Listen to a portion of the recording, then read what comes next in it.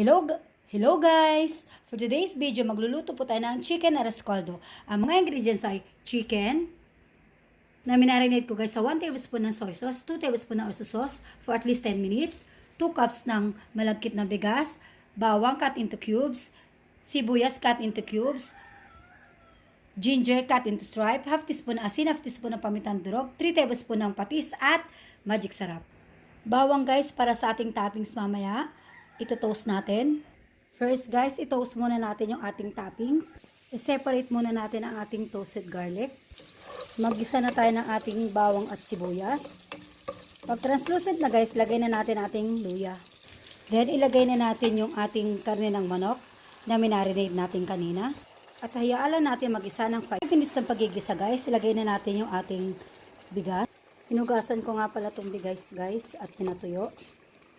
Igisa lang natin to guys. Hayaan lang natin mag-isa guys ng another 5 minutes. After 5 minutes ng pagigisa guys, lagyan na natin asin, pamintang durog, patis, magic sarap, at hayaan lang mag-isa. After ng 10 seconds ng pagigisa guys, pwede na nating lagyan ng tubig. Ito guys, at lutuin lang natin ng 10-15 minutes. Ito guys, ready na ang ating chicken aras caldo. Thanks for watching guys. Ingat po kayo. God bless. Bye!